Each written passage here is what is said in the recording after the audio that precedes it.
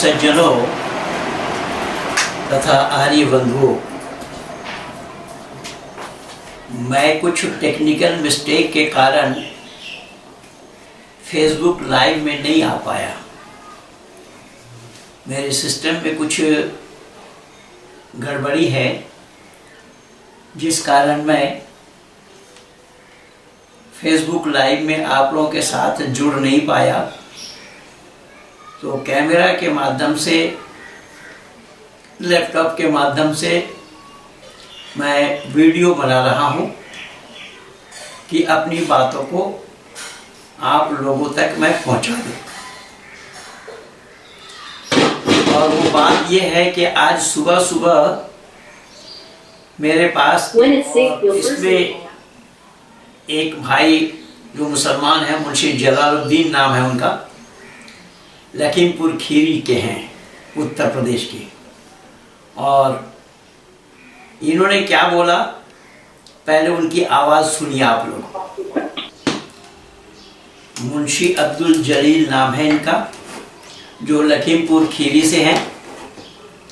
और इन्होंने मेरे वीडियो को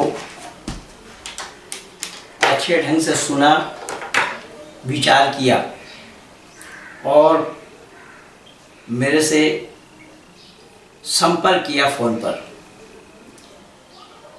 मैं फेसबुक लाइव में नहीं आ पाया हूँ, कुछ टेक्निकल मिस्टेक के कारण। मैं ये वीडियो आप लोगों के लिए बना रहा हूँ और इसका आशय कल मैं आप लोगों को फेसबुक में लिख करके बताया था कि आज का जो विषय होगा मेरा, वो परमात्मा। क्या सही पूछिए तो कि इस विश्व के आंगन में परमात्मा के नाम से महज मानव समाज में ही दुकानदारी लोग कर रहे हैं या हो रही है। पर परमात्मा के नाम से ये दुकानदारी करने वाले लोग ना तो परमात्मा को जानते हैं और ना ही जानने का प्रयास किया है।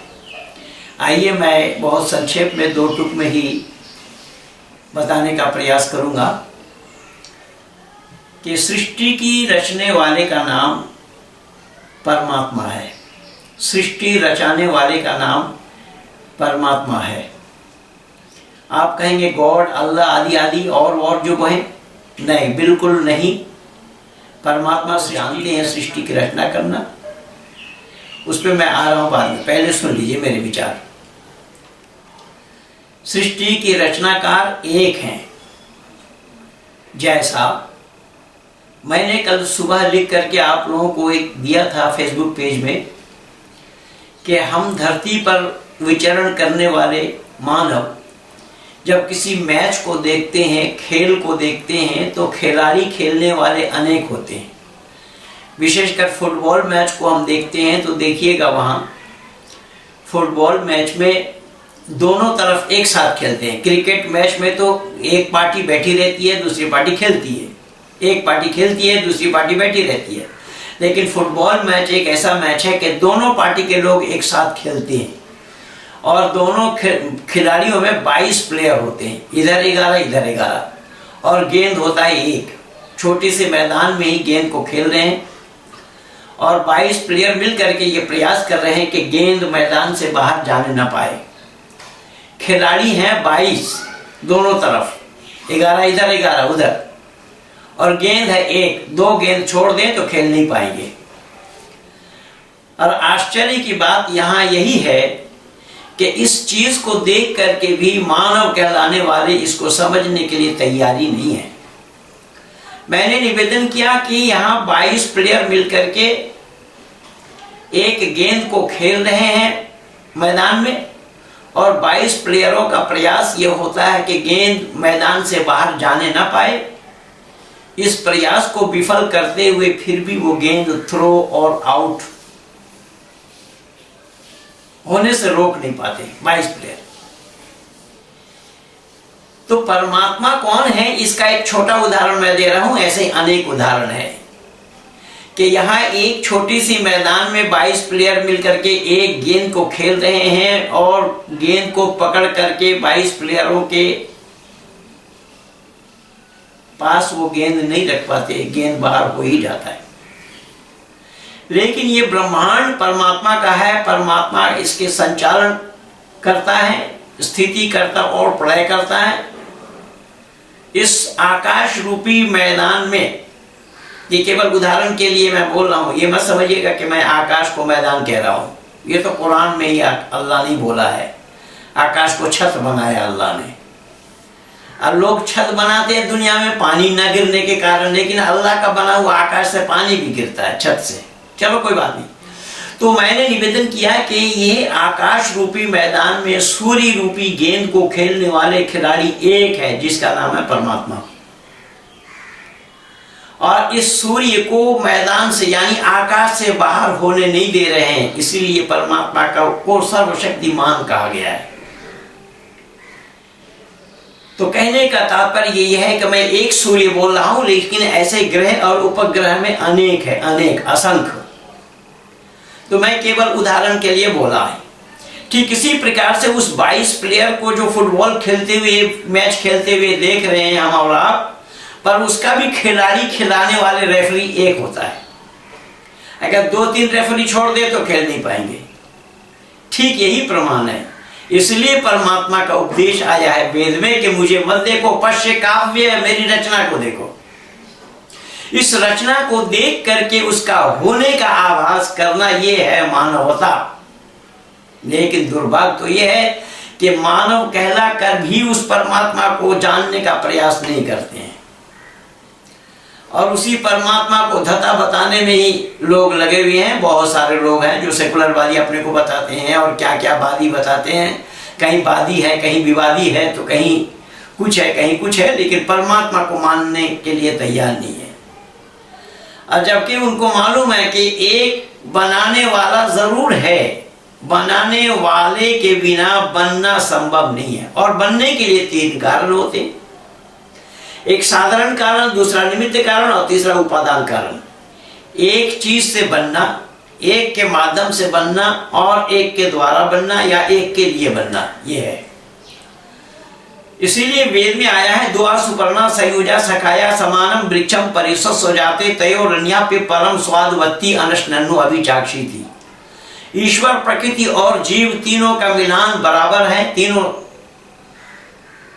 बराबर से हैं। तीनों में कोई आगे नहीं, पीछे नहीं, छोटा नहीं, बड़ा नहीं। तीनों में सिर्फ फर्क इतना है कि परमात्मा ज्ञान में परिपूर्ण है और प्रकृति ज्ञान शून्य है। जीव आत्मा में कुछ ज्ञान है और कुछ अज्ञानता है। मैं ये लैपटॉप में या कैमरा में मैं ये वीडियो बना रहा हूं, उस लैपटॉप और कैमरा को मालूम नहीं है कि महेंद्र पाल बोल रहे हैं या महेंद्र पाल के पिता बोल रहे हैं। ये जड़ है। तो इसीलिए परमात्मा, जीवात्मा और प्रकृति, ये तीनों को अनादि तत्व बताया है। अनादि है, अनादि काल से हैं। तीनों की मौत नहीं होती, खत्म नहीं होते। परमात्मा अविनाशी है, जीवात्मा भी अविनाशी है और प्रकृति भी अविनाशी है। प्रकृति के केवल रूप बदलते हैं। एक बीज लगाइए, पौधा बनेगा, पेड़ बनेगा, दरख्त बनेगा, उसको काटेंगे, लकड़ी, बुरादा, जलावन, ईंधन, क्या क्या नाम पड़े जाएंगे उसके, लेकिन ये तीनों हैं बराबर से। बहुत पहले बहुत वीडियो मेरा लगा हुआ है। सिर्फ इतना है, परमात्मा ज्ञान में परिपूर्ण है और प्रकृति ज्ञान शून्य है। जीवात्मा में कुछ ज्ञान और कुछ अज्ञानता है। जीवात्मा अपनी अज्ञानता को दूर करने के लिए परमात्मा का सानिध्य लाभ करना चाहता है, इतना अंतर है। लेकिन काम सबके बटे हुए हैं। यहां देखिएगा, इसी लेकर के ही धरती पर झगड़ा है। दुनिया वालों ने उस परमात्मा को जानने का प्रयास ही नहीं किया। जानने का प्रयास अगर करते होते तो यह बखेड़ा ना हुआ होता। मैंने बोला कि परमात्मा के जिम्मे में जो काम है वो काम मानव हरगिज नहीं कर सकता। प्रकृति जड़ है, प्रकृति से करना संभव नहीं। पेड़ अपने आप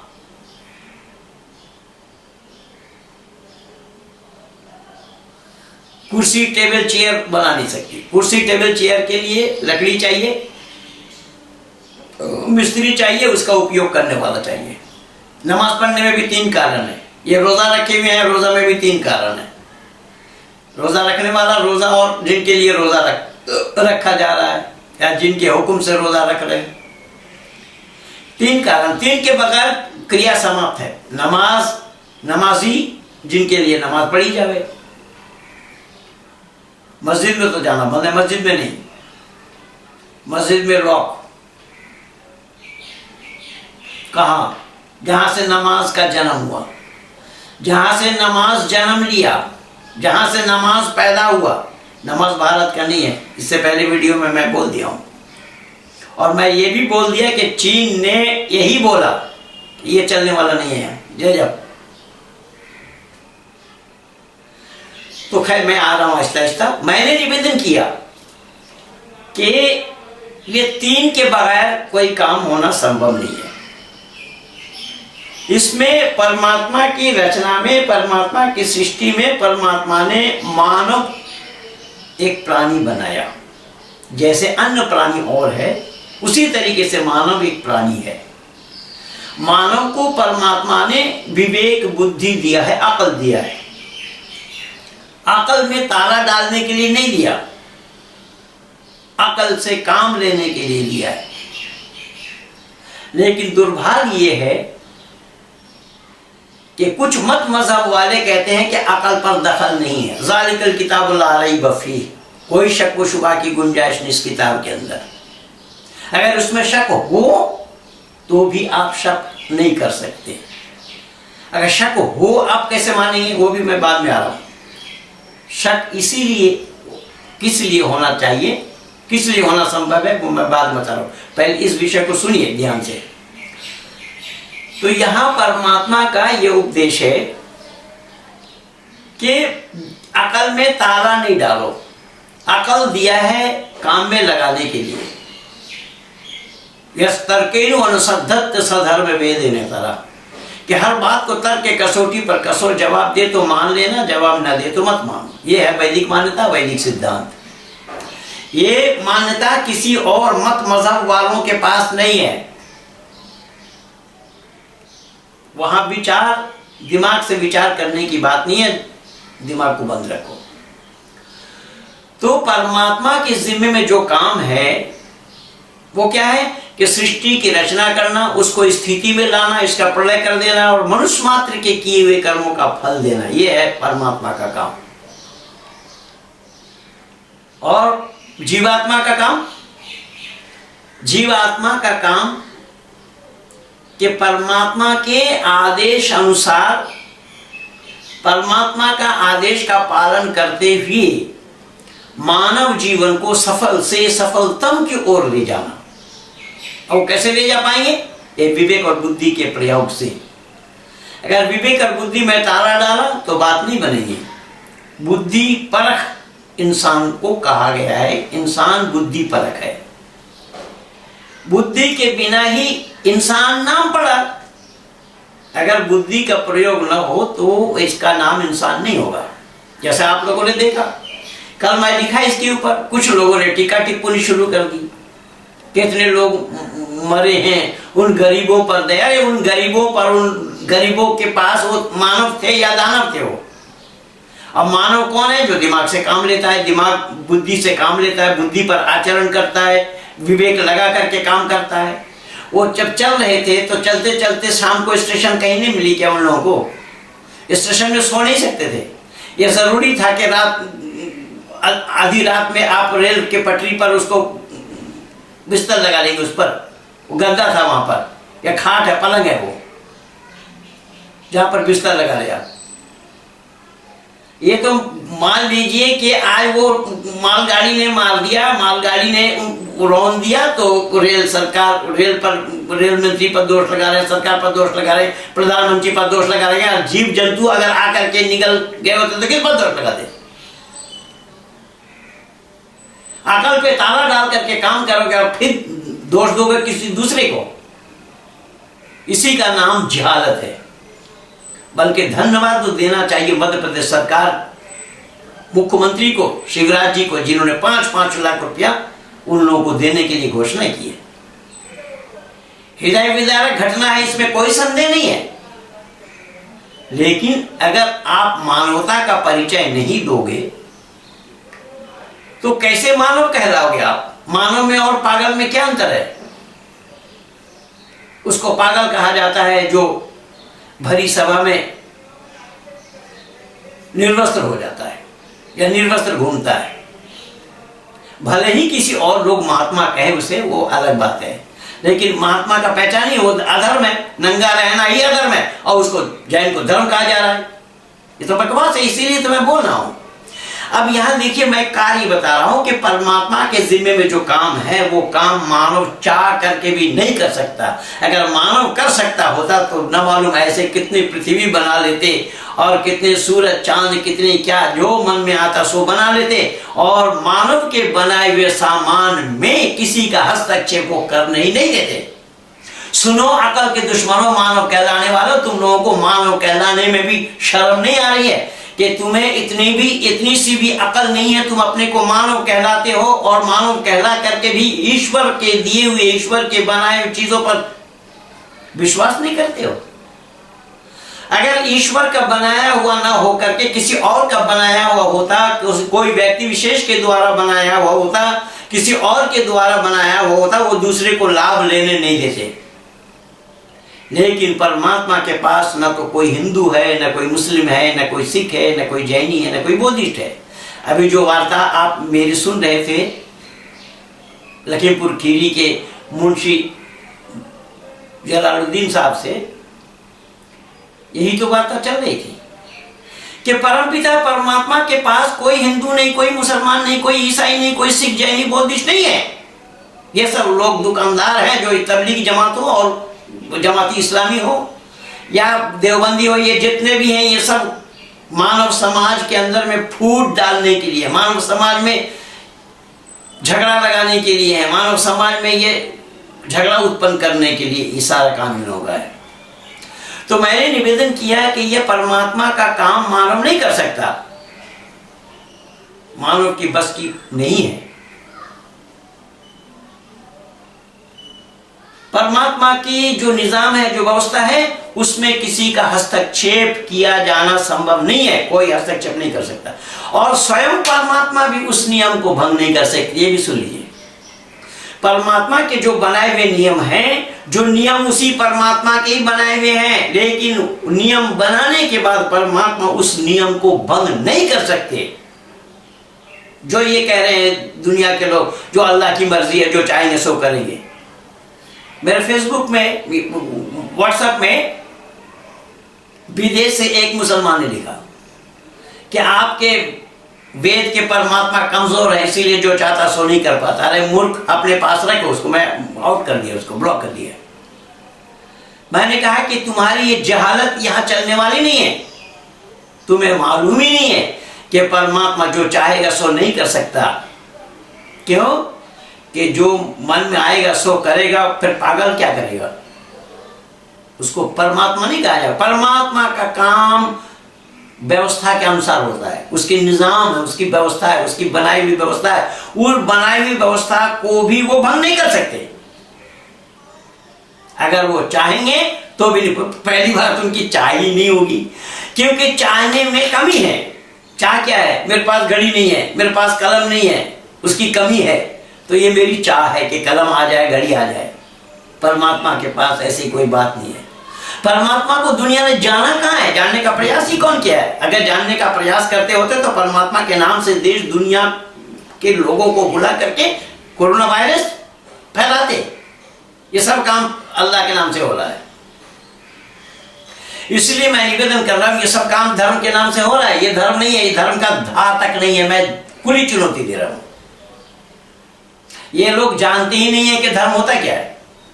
तो मैंने निवेदन किया कि परमात्मा के जिम्मे में जो काम है, परमात्मा जो नियम बनाया है, जो व्यवस्था उन्होंने दी है, उस व्यवस्था में कोई खलल नहीं डाल सकता, और स्वयं परमात्मा भी उस नियम को भंग नहीं करेंगे। क्यों? कि अगर नियम को भंग करना होता तो फिर बनाते क्यों? लेकिन अल्लाह की जो व्यवस्था है वो सब जगह अल्लाह खुद बनाए, खुद भंग किए। जैसा आदम को बनाया अल्लाह ने, और कैसे कैसे बनाया उधर मैं नहीं जा रहा हूं, तो किस्सा में मैं नहीं जा रहा हूं। अल्लाह ने क्या बनाया? पैगंबर बनाया। आदम सबसे पहला पैगंबर बताया जाता आदम। सबसे पहला पैगंबर अगर आदम है, मैं पूछना चाहता हूं इन आदम को पैगंबर मानने वालों से कि पैगंबर के माने क्या होता है? पैगाम लाने वाला। पैगाम क्या है? संदेशा, सूचना। संदेशा किनका? अल्लाह का। तो अल्लाह ने अपना संदेशा देकर के भेजा। किसको? पैगंबर को। किनको पहुंचाने के लिए?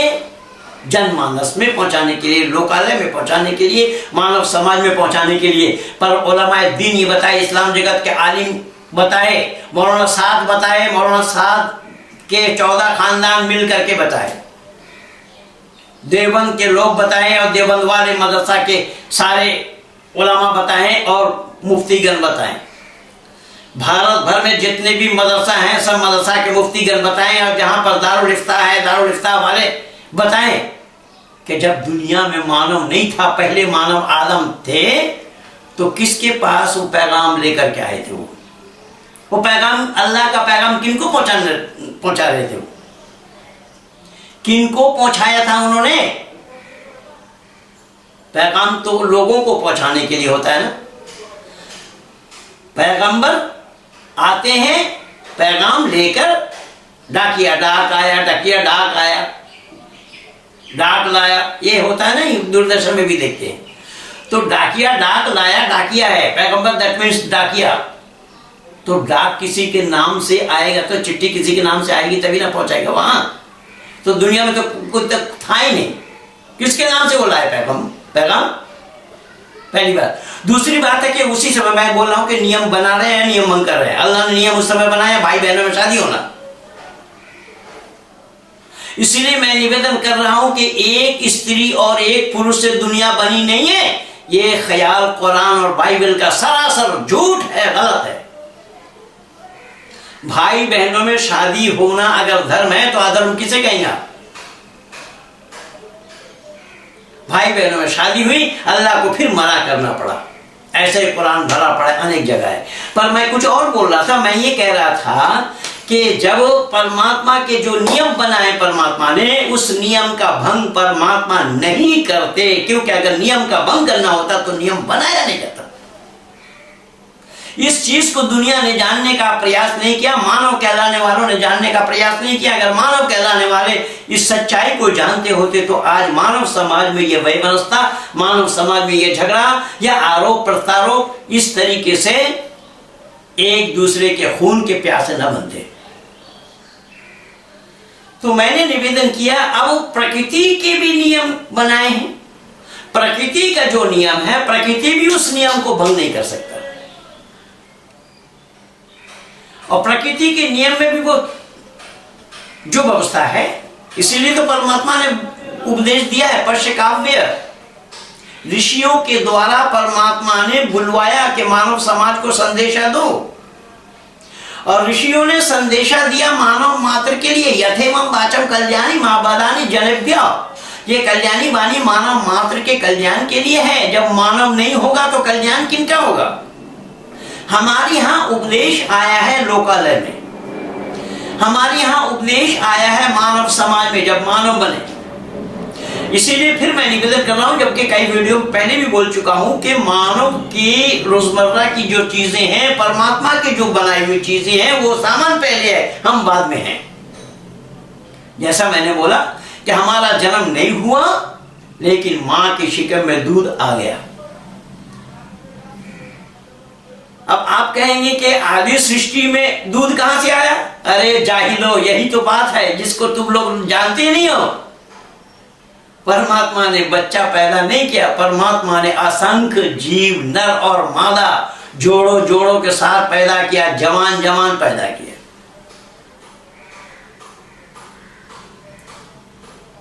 मेरा ही एक वीडियो लगा, द क्रिएशन ऑफ साइंस, इस नाम से, सृष्टि विज्ञान के नाम से, यूट्यूब में लगा, देख लेना, उसको सुन लेना। खैर, तो मैंने यहां निवेदन किया कि प्रकृति के जो नियम हैं, प्रकृति भी अपना नियम को भंग नहीं करता। आम के पेड़ में इमली का लगना संभव नहीं, इमली के पेड़ में जामुन का लगना संभव नहीं, और नाम से ही पहचाने जाएंगे पेड़ को। ये पेड़ आम का है, जामुन का है, इमली का है, आंवला का है, या नारियल का है, सुपारी का है, अमरूद का है, किसका है? तो ये सब पेड़ तो जन्नत में है नहीं। जिस जन्नत का ख्वाब दिखाया गया यहां पर, जन्नत में ये सब पेड़ नहीं है। वहां नारियल का पेड़ नहीं, उसकी चर्चा ही नहीं है कुरान में कहीं पर। न जानता अल्लाह ने सुना भी नहीं होगा नारियल का पेड़ होता है। अब मैं निवेदन कर रहा हूं कि ये जो बातें लिखी हुई है कुरान में, उन बातों को बोला जाए तो इस्लाम पर कटाक्ष किया जा रहा है। आज कई टीवी वाले भी बोल रहे हैं इस अर्नब गोस्वामी पर और सुनी चौधरी पर और चौरसिया पर, या इसकर उसकर, इसका इस पर उस पर, लेकिन उन्होंने एनडीटीवी का नाम नहीं लिया क्योंकि वो कम्युनिस्ट धर्म को मानता नहीं पहले से। अब ये जो बातें कुरान में लिखी हुई है उसको कहना गुनाह है क्या? लिखी हुई है या नहीं है तुम देख लो अपनी किताब में। जब लिखा रहेगा तो लोग बोलेंगे ना। और लोग परमात्मा ने जो भेजा दिया है मानव को, तो मानव कहलाने के हकदार तो हम तभी बने हैं कि जब हम इस बुद्धि से काम लेंगे, बुद्धि में प्रयोग करेंगे, बुद्धि का प्रयोग करेंगे, बुद्धि को काम में लगाएंगे, सब मानव कहला सकते। उससे पहले हमारा नाम मानव कभी नहीं पड़ेगा। यही तो अंतर है। तो मैंने निवेदन किया कि प्रकृति भी अपने नियम को भंग नहीं कर सकता, लेकिन ये मानव अकल का बटलोई लिए बैठा है। इसका ना कोई नियम है ना कोई विधि है। ये जो मन में आ रहा है सो बके जा रहे हैं, जो मन में आ रहा है बोले जा रहे हैं। इसीलिए वो मानवता के दायरे में नहीं आएंगे, वो मानवता के कोटि में नहीं आएंगे, मानव योनि में नहीं आएंगे, मानव योनि में उनकी गिनती नहीं होगी। इसलिए मैंने निवेदन किया कि हमें जाते समय मानव बन करके जाना है।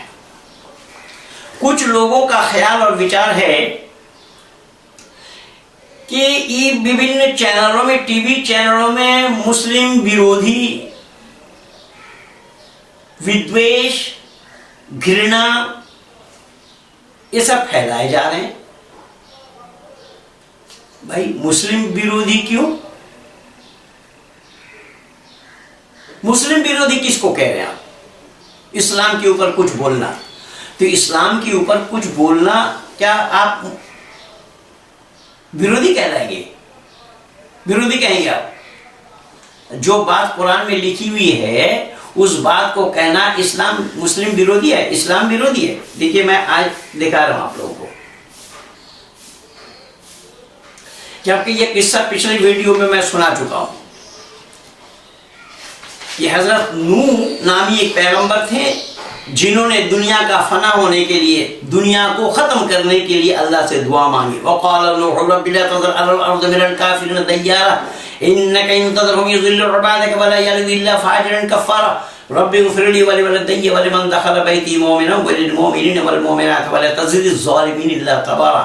यह सूरह नूह में 26, 27 और 28 नंबर आयत में बोला गया। और सूरह हूद में भी देखिए, सूरह हूद में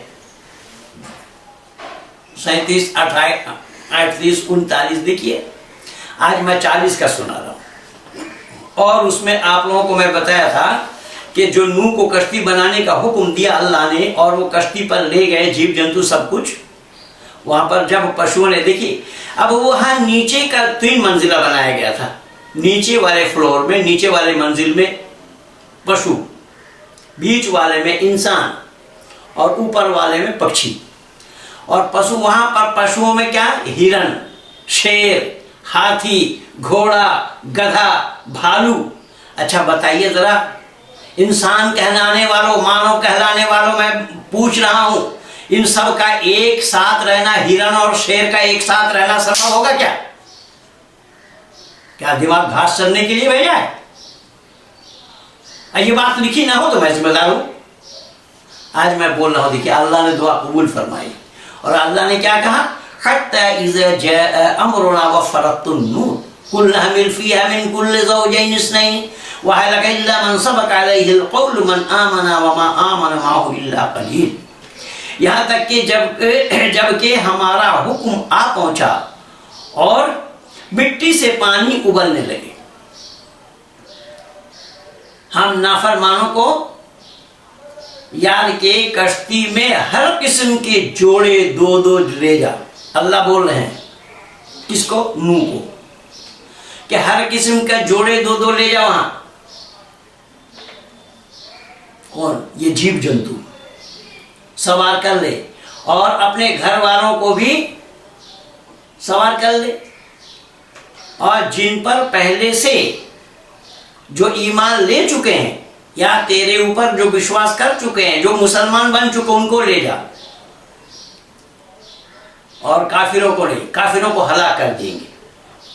अब ये कह रहे हैं कि इस्लाम के नाम से विद्वेष फैलाया जा रहा है, द्वेष फैलाया जा रहा है। मैं पूछना चाहता हूं ये द्वेष किसका है? मुसलमानों को कश्ती पर ले, जो ईमान नहीं लाए, जो मुसलमान नहीं है, उनको अल्लाह डुबोएंगे। ये द्वेष नहीं है, इसको क्या कहेंगे? मैत्री भाव कहेंगे इसको। क्या अल्लाह ने मानव समाज में मैत्रीयता का पाठ पढ़ाया? इसको मैत्रीय बोलेंगे आप? उनको डुबो दिया। मैं मान लेता हूं कि वो ईमान नहीं लाए इसलिए उनको डुबोया, तो वो तो मानव के लिए हो गया। लेकिन यहां दो दो जोड़ी लाने के लिए अल्लाह ने कहा हुक्म है। क्या बोला? हत्ता इज़ा जा अमरुना व फरतुन नूर कुल हमिल फीहा मिन कुल ज़ौजैन इस्नैन व अहलका इल्ला मन सबक अलैहिल क़ौलु मन आमना व मा आमना माहुल्लाह। दो दो जोड़ी जानवरों का ले जा और बाकी जितने जीव जंतु थे उन सबको हलाक कर देना, कि ये न्याय है? उनकी क्या गलती थी उन जानवरों की? यहां दो दो जोड़ी उस कश्ती पर ले जा रहे आप और बाकी जितने हैं उन सबको हलाक कर दिया। पर वो तो ईमान लाने वालों में से नहीं थे ना, प्राणी तो वो भी थे, उन्हें हलाक क्यों किया? क्या इस सच्चाई को बताना इस्लाम के प्रति द्वेष फैलाना है? अगर ना हो कुरान में तो आओ मैदान में। अब देखिए, उस दिन तो मैं जो 38-39 आयत में इसी सूरह हूद का ही वहां बताया था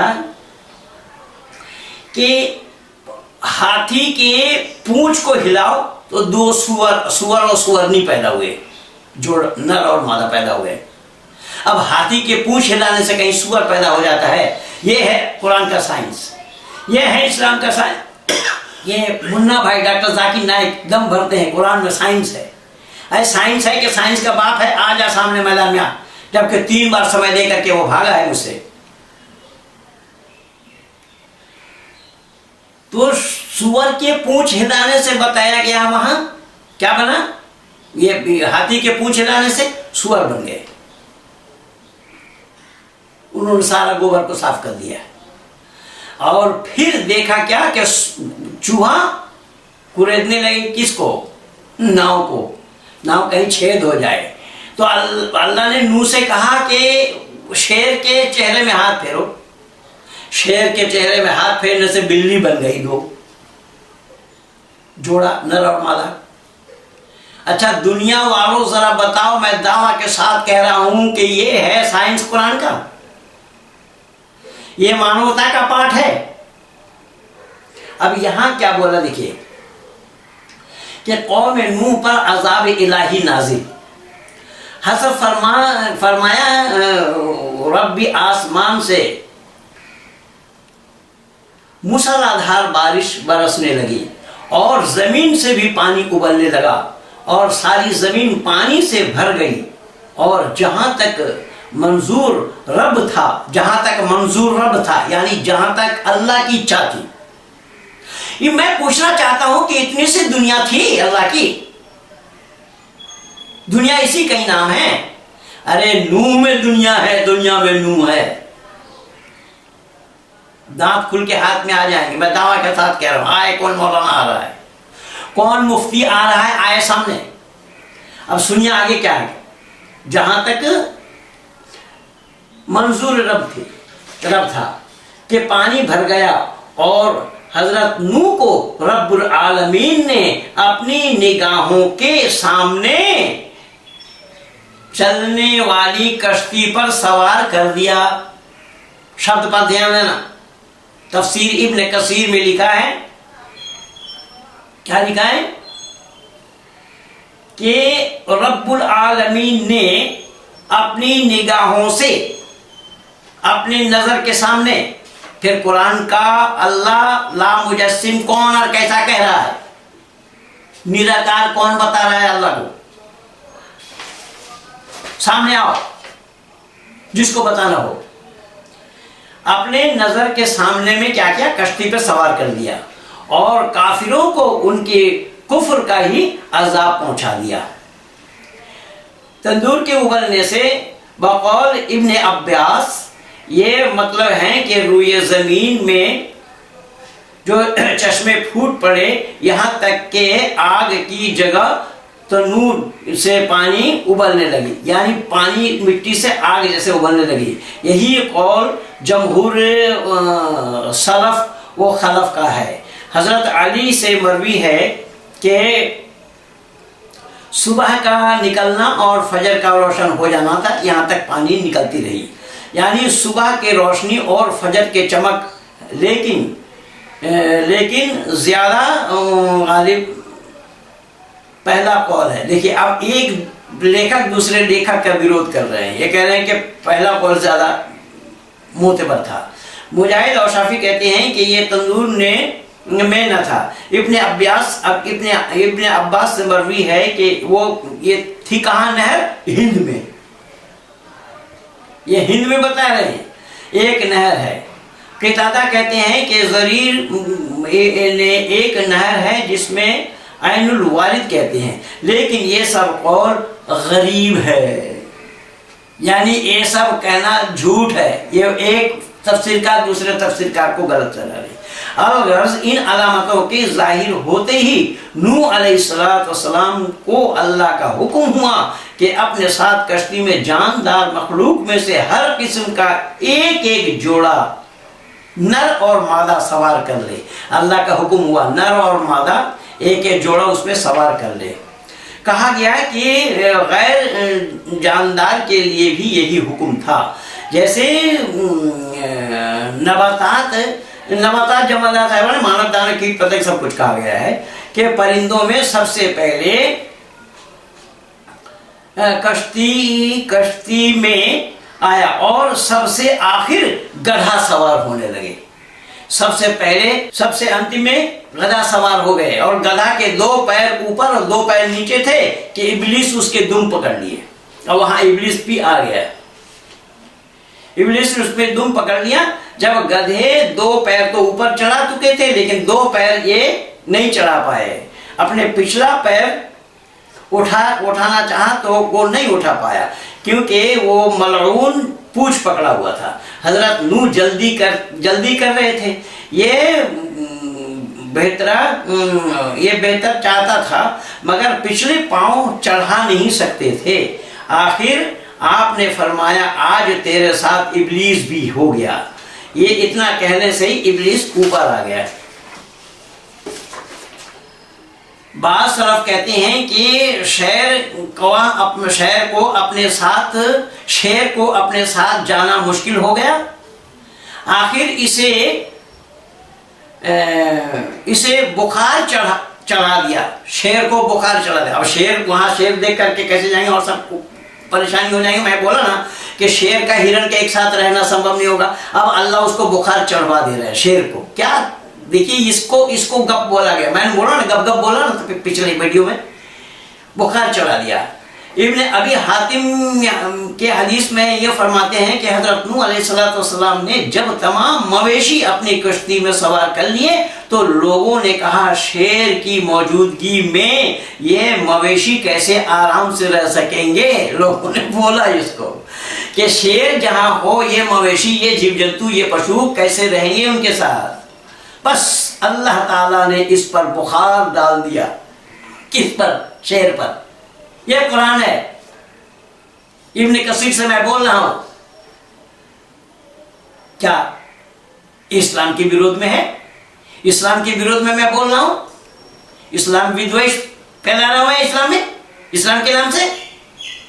देखो अपनी किताब, जो लिखा वही मैं पढ़ रहा हूं। इससे पहले जमीन पर यह बीमारी न थी। देखिए जो बुखार, जैसे ये कोरोना वायरस आया ना, बोले इससे पहले जमीन में ये वो बुखार न थी जो अल्लाह ने भेजा वहां शेर को।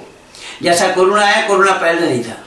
फिर लोगों ने चूहे की शिकायत की कि ये हमारा खाना और दीगर जितने भी असबाब हैं वो सब खराब कर देंगे, तो अल्लाह के हुक्म से शेर की छींक में से एक बिल्ली, देखिए वहां तो बोला कि शेर के पेशानी में हाथ फेरो, बिल्ली पर ये शेर की छींक, शेर को छिपवाने दिया अल्लाह ने।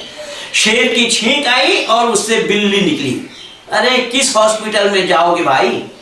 कौन सा पागल खाना में भर्ती कराया जाए जिसको कलामुल्लाह कह रहे हो, जिसको अल्लाह का कलाम बतला रहे हो? यही तो है तुम्हारा अल्लाह का कलाम। क्या मैं खिलाफ बोल रहा हूं? अगर तुम्हारी किताब में ना हो ये बातें तो मैं जिम्मेदार हूं। इसलिए मैंने निवेदन किया कि ईश्वर के नाम से ये मैं जितना बोलूंगा उतना ही कम और थोड़ा होगा। तो ईश्वर के नाम से महज ये जो दुकानदारी लोग चलाए हुए हैं, लोग चला रहे हैं, जिससे मानव समाज पर कुठाराघात हो रहा है। आज मानव समाज एक दूसरे के खून के प्यासे बने हुए हैं। आज रोजाना दूरदर्शन में हम देख रहे हैं और दूरदर्शन वाले उन्हें बुलाते हैं जो इस्लाम का आ नहीं जानता। कल मैं देख रहा हूं ये चौरसिया को, वो उसको बुला लिया था, क्या नाम है, आचार्य प्रमोद कृष्णन को, जबकि आचार्य प्रमोद कृष्णन इस्लाम का पिट्ठू है। उसके ऊपर मैं वीडियो बना करके दिया हूं। ये जाकिर नाइक के मंच पे जाकर के इस्लाम की तारीफ किया था, आप भी कल भी बैठ करके किया। लेकिन ये आशीष चौरसिया उसको रोक नहीं पाए। तो तुम ईश्वर अल्लाह तेरो नाम बोल रहे हो कि मुसलमानों से कहलवा करके दिखाओ जरा। ईश्वर अल्लाह तेरो नाम सबको सम्मति दे, भगवान ईश्वर और अल्लाह दोनों नाम अगर एक है, तो कुरान में जो अल्लाह ने बोला कि जिसको चाहता अल्लाह इज्जत देता है, जिसको चाहता अल्लाह बेइज्जत करता है, ये बात ईश्वर में कहाँ है? ईश्वर का उपदेश है इज्जत वाला काम करोगे तो इज्जत पाओगे, अगर तुम्हारी काम बेइज्जती वाली होगी तो तुम्हें बेइज्जत होना पड़ेगा। ये तो ईश्वर और अल्लाह दोनों एक कहाँ है? लेकिन ये चौरसिया में बोलने की क्षमता नहीं। और वो तिवारी जी बैठे थे, क्या नाम है इसका, लखनऊ वाला, बीजेपी का सांसद है राज्यसभा का, पहले राजनाथ सिंह के साथ सलाहकार थे, त्रिपाठी, नहीं बोल पाया, नहीं रोक पाया, क्योंकि ये भी तो हिंदू ही है ना। तो हिंदुओं को इन सब बातों के बारे में जानकारी नहीं होगी। और एक बात मैं और चलते चलते और बता दूं, भले ही व्हाइट हाउस में शांति पाठ किया गया होगा, लेकिन जो वेद में जो शांति पाठ जो पूर्ण मंत्र है, वो पूर्ण मंत्र को बोला ही नहीं गया। और वो लोग तो वेद को जानते ही नहीं है। अगर वेद को जानते होते, वेद पर अमल करते होते, तो फिर मंदिर क्यों बनाते? ये वो नाथद्वारा मंदिर जो दिल्ली में बना है ना, उसके आचार्य गए थे वहां, और मोदी भी तो उसी का ही प्रोडक्ट है। इसलिए खैर, मैं आप लोगों को परेशान करना मेरा मकसद और उद्देश्य नहीं है। मेरा उद्देश्य केवल दो टुक में आप लोगों को यह बताना था कि परमात्मा का काम, मानव का काम और प्रकृति, ये सब का काम बटा हुआ है। प्रकृति जड़ है, प्रकृति को नहीं मालूम कि वो आम के पेड़ में आम फला रहा है या जामुन फला रहा है, प्रकृति को ये ज्ञान नहीं है। लेकिन आम के पेड़ में आम ही लगना है, अब तभी उस पेड़ की पहचान होगी। कभी वो निजाम बदल नहीं सकता। परमात्मा के जिम्मे में जो काम है, परमात्मा ने जो नियम बनाए हैं, परमात्मा भी उस नियम का भंग नहीं कर सकता। लेकिन दुर्भाग्य ये है कि मानव को अक्लमंद बनाने के बावजूद भी ये मानव, इसके पास न कोई नियम है और न कोई धर्म है। आज धर्म को ही दाता बता रहे हैं। इसलिए मैं हाथ जोड़ करके आप लोगों से विनती करूंगा कि हम मानव कहलाने के कारण हमारी ऊपर ये जिम्मेदारी है, हमें ही पूरी की पूरी जिम्मेदारी परमात्मा ने दी है कि हम खुद मानव बने, औरों को भी मानव बनने की प्रेरणा दें। यही वेद मुकद्दस में परमात्मा का यही उपदेश आया है, मनुर्भव, मानव बनो।